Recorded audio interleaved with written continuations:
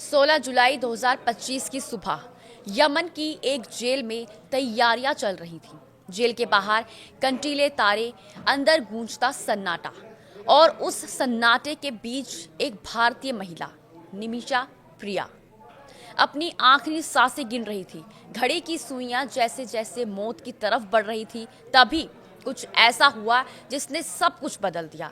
नमस्कार, स्वागत है आपका न्यूज़ 18 के डिजिटल प्लेटफॉर्म पर। मैं हूं आपके साथ ईशा खान। आज हम बात करेंगे एक ऐसी भारतीय महिला की जिसे 7 समुंदर पार यमन की एक जेल में फांसी का इंतजार था, लेकिन ऐन मौके पर उसकी सजा टाल दी गई। केरल की नर्स निमिषा प्रिया को यमन में अपने बिजनेस पार्टनर की हत्या के आरोप में मौत की सजा सुनाई गई थी। 16 जुलाई 2025 यानी बुधवार को उसे फांसी दी जानी थी, लेकिन एक दिन पहले मंगलवार रात को ये सजा अनिश्चित काल के लिए टाल दी गई। ये राहत कैसे मिली? क्या सरकार ने बचाया या धर्मगुरुओं की पहल काम आई? और क्या अब भी उसकी जान बच सकती है? आइए विस्तार से समझते हैं। पहले जानते हैं कि कौन है निमिषा प्रिया और क्या है पूरा मामला। निमिषा प्रिया 38 साल की एक भारतीय नर्स हैं जो केरल के पलक्कड़ जिले की रहने वाली हैं। वो साल 2017 में नर्सिंग के काम से यमन गई थी और वहीं पर उन्होंने मेडिकल सप्लाई का एक बिजनेस शुरू किया। इसी दौरान उनकी मुलाकात यमन के नागरिक अब्दो मेहदी अल तालाला से हो जाती है, जो बाद में उनका बिजनेस पार्टनर बन जाता है। लेकिन बहुत जल्द ही दोनों के रिश्तों में खटास आने लगी और 2017 में निमिषा के मेहदी की हत्या कर दी। उन्होंने मेहदी को बेहोश करने के लिए सेडेटिव ड्रग्स दी, लेकिन ज्यादा डोज देने की वजह से उसकी मौत हो गई। पुलिस का दावा यह है कि निमिषा और उसके अन्य भारतीय नर्स ने शव के टुकड़े किए और पानी की टंकी में फेंक दिया। निमिषा अपने पासपोर्ट की वापसी चाहती थी, जो कथित रूप से मेहदी ने जबरन रख लिए थे। 2017 में गिरफ्तारी के बाद केस चला और 2020 में यमन की अदालत ने निमिषा को मौत की सजा सुना दी।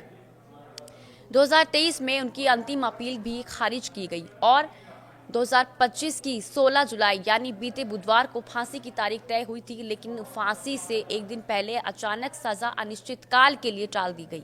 इस फांसी को टालने के पीछे दो अलग अलग दावे सामने आ रहे हैं। पहला ये कि भारत सरकार का कहना है कि उन्होंने यमन सरकार से सीधा संपर्क कर ये राहत हासिल की है। विदेश मंत्रालय और विदेश राज्य मंत्री लगातार यमन के अधिकारियों से संपर्क में थे। सरकार ने यमनी राष्ट्रपति कार्यालय तक अपील की और इसके बाद फांसी को रोका गया। दूसरा दावा ये किया जा रहा है कि बहुत ही भावुक कर देने वाला ये दावा है, जो शायद सरकार की भूमिका से भी ज्यादा असरदार साबित हुआ। बताया जाता है कि केरल के प्रसिद्ध सुन्नी मुस्लिम धर्मगुरु कंथापुरम एपी अबू बकर मसूलियार ने यमन के बड़े धर्मगुरु शेख उमर बिन हाफिज से फोन पर बात की थी। इसके बाद शेख उमर ने अपने प्रतिनिधियों को मृतक मेहदी के परिवार से बातचीत के लिए भेजा। इस बातचीत के बाद मेहदी का परिवार ब्लड मनी या दिया के तहत समझौते पर बात करने को तैयार हो गया और फांसी टाल दी गई।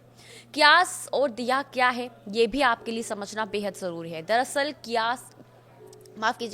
किसास इस्लामिक धर्मी शरीयत कानून की एक मूल अवधारणा है, जो कहती है कि अगर किसी ने जान ली है तो उसके बदले उसकी जान भी ली जा सकती है, यानी सजा होनी चाहिए वैसी जैसी अपराध था। इसे बराबरी का जवाब भी कहा जाता है, यानी अगर दुश्मन कोई हमला करता है तो ठीक वैसे ही ताकत और तरीके से उसे जवाब दिया जाए, ना ज्यादा ना कम। ये कानून सिर्फ बदला लेने का नहीं बल्कि न्याय का एक तरीका माना जाता है। लेकिन इसी के साथ एक और विकल्प भी दिया गया, वो है दिया या ब्लड मनी, यानी पीड़ित परिवार चाहे तो माफ कर सकते हैं, बदले में एक निश्चित मुआवजा लेकर। यमन जैसे इस्लामिक देश में ये कानून लागू है। अब इस पूरे ही घटनाक्रम में सबसे अहम मोड़ आया केरल से, जब सुप्रीम कोर्ट में सरकार ने यह हल्फनामा दिया कि वो कुछ नहीं कर सकती। तब लोगों की नजरें गई भारत के सुन्नी ग्रैंड मुफ्ती कंथापुरम एपी अबू बकर मुस्लियार पर। ग्रैंड मुफ्ती ने यमन के प्रसिद्ध धर्मगुरु शेख उमर बिन हाफिज से संपर्क साधा। इन दोनों के बीच पुराने रिश्ते थे।